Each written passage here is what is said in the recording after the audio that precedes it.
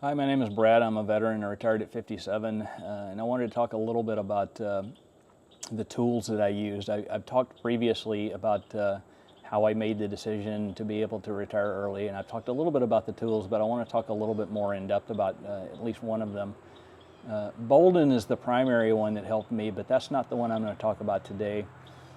I recently, a couple of months ago, heard about and found a Empower. And I want to share my experience with Empower. The reason that I went to it primarily was because I wanted an easy way to get an allocation on my portfolio. I wanted to be able to see graphically how much I had in U.S. stocks, how much I had in foreign stocks, how much I had in bonds, etc. So as I managed my portfolio, it was a little easier for me to visually see where I needed to shift from one to the other to maintain the state that I wanted to be in. Putting my information into Empower was pretty easy. They have what I believe is a pretty safe way that you can link accounts to it. So I linked my Charles Schwab portfolio accounts, which have all of my IRAs, my wife's IRAs in them. And I was also able to link TSP to it. And a TSP is a little more difficult because every time you want it to update, you have to go through and kind of log into TSP and get it to update. Schwab, on the other hand, and I think if you use Fidelity or Vanguard or anybody else like that, it's kind of an automatic update. It just allows it to update on a daily basis. So as you move things around in your portfolio, if you add things to it, if you take things away from it, it will automatically do the update and give you that graphic analysis of where your portfolio allocation stands. Empower has some of the other things that Bolden does do. It will allow you to do some retirement planning. I haven't dug that deep into the retirement planning piece of it, but what little I did look at it, I don't think it's nearly as comprehensive or as user-friendly as Bolden is. However, in going through and signing up for Empower, one of the things that you have to go through is basically there's a little box that pops up that says, we would like to contact you to make sure that we understand what we can do for you, what Empower can do for you, and what you might desire from Empower. I was later told that there was a checkbox you could check or to opt out of that, but I'll be honest, when I went through and was putting my information in there, I didn't see the option to opt out of that. I didn't want it, but I wanted to use Empower, and I figured worst case scenario, they'd call me and I'd tell them I'm not interested, and that would be it. So the time came a week or so after I had put my information in Empower, and somebody called me up, and I answered the phone, and the guy introduced himself real quickly and said he knew I was new to Empower, and what could he do to help me. And I explained to him that I didn't really think he could do a lot to help me, that I was just using their software for the allocation and maybe a little bit of other analysis of my portfolio. And the guy got kind of mad with me that I was wasting his time, that he had called me, he had spent the time to call me, and I wasn't going to ask him any questions. And I explained to him that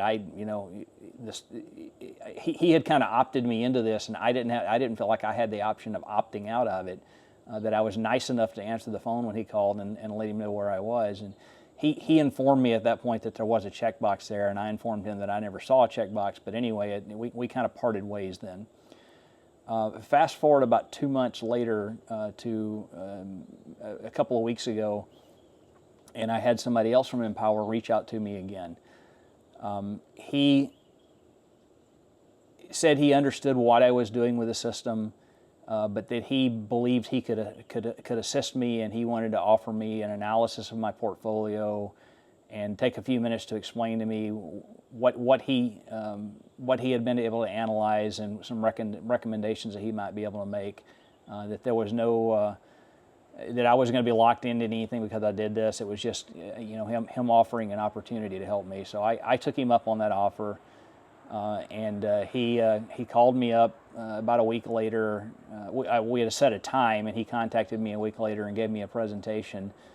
And I'll be honest that his presentation turned me off from the very beginning. It was very much a kind of a you don't know what you're doing type presentation.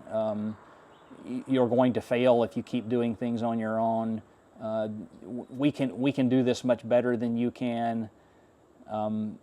He did make some arguments to me that are probably valid, in that I was probably a little bit too strongly into stocks, and I didn't have enough bond or other alternative type investments, and that if there was a stock market downturn, that I could be hurt pretty badly by that. So I have used a little bit of that information to I was probably 90% stocks at that point, 10% bond. I've shifted things around to know where I'm about 70% stock. I'm still about 10 to 20% bond, but I have a little bit in some real estate REITs now that I feel like kind of spread things out a little bit better. So while I appreciate him offering me that analysis and advice, I don't appreciate that he basically tried to make me feel like a fool, kind of threatened me to a certain extent that I was going to fail without him. I didn't like the way that they did it. I also noted that while Boldin offers you a percentage success based on the information that you put into the system, the Monte Carlo analysis, if you've heard of that, Empower does the same thing, and with very close to the same inputs, where Boldin was showing me a 99% chance of success, Empower was showing me about a 20% chance of success. I went in and looked at the inputs that the advisor had put in based on the information I had given him, and I noticed very quickly that he had said that my military pension, my federal pension, and my VA disability, none of those had a COLA or a cost adjustment over time. I immediately changed all those, and my rating, my success rating went from 20% to 84%. So I can see how that would happen, but I feel like it was very dishonest of him to not put in the adjustment. When I called him on that point, his response was that they like to be more conservative, and that COLAs may go away in the future, cost of living adjustments may go away in the future, so it was more conservative to not include them. I feel like that's kind of being dishonest on his part in trying to force me or trying to scare me into using their service.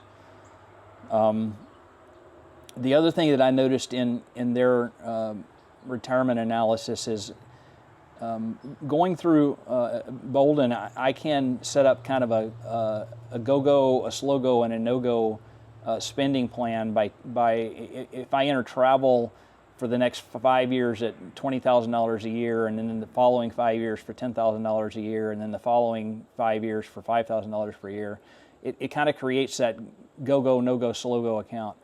I don't see in Empower where you can create that. So his analysis in that 20% or the 84% with a COLA was basically assuming that I'm going to spend the amount of money when I'm 95 that I'm spending today. And again, I feel like that's completely incorrect and dishonest. So anyway, the last thing was, and I guess it's to the same point, is there was zero discussion of any guardrail type spending. And if you're familiar with if you're not familiar with guardrail, I'd encourage you to take a look at what that is. But guardrail basically says if I want to spend $10,000 a month and the market's up, I can easily spend that $10,000 or maybe $11,000. But if the market's down, then I need to spend $9,000 or $8,000. Boldin allows me to do that pretty easily, because in the spend plan it has a must spend and a want to spend, and I've entered those information, and all my analysis is based on want to spend. But if it came to the point that the market went down, I could easily back off of the want to spend closer to or down to the must spend, and that's what the guardrails allow you to do. Is as the market goes down, your guardrail makes you spend less so that you stay into a successful category, or as the market goes up, it allows you to spend more. There was zero discussion of that in the analysis that they provided to me. So You may have a different view of Empower. I still am using Empower, but I'm using it strictly from my view, me being able to look at my allocations and maybe a few other things in there. But I'm not going to let them scare me into believing that I need to pay them 0.75% to 1% of my money every year for them to manage it. I've gotten to where I am today on my own, and until my mental faculties don't allow me to anymore, I believe I can continue to manage my money appropriately. Your mileage may vary. You may not want to do what I'm doing, and if that's the case, maybe Empower is the right fiduciary for you. Maybe it's not. But I would encourage you, as you're going into some of this stuff, to get multiple opinions from multiple places. Don't accept just one on their own. And if somebody's giving you a hard sales tactic, there's probably a reason that they're giving you that hard sales tactic, and it's not to benefit you. So if this is educational to you, interesting to you, I'd appreciate it if you'd share it with somebody else. I'd appreciate it if you would like it, and I'd appreciate it if you'd subscribe to the channel. If you have any comments, I'd like to see or hear them. And I look forward to talking with you again in the future. My name is Brad. I'm a veteran retired, and I'm out.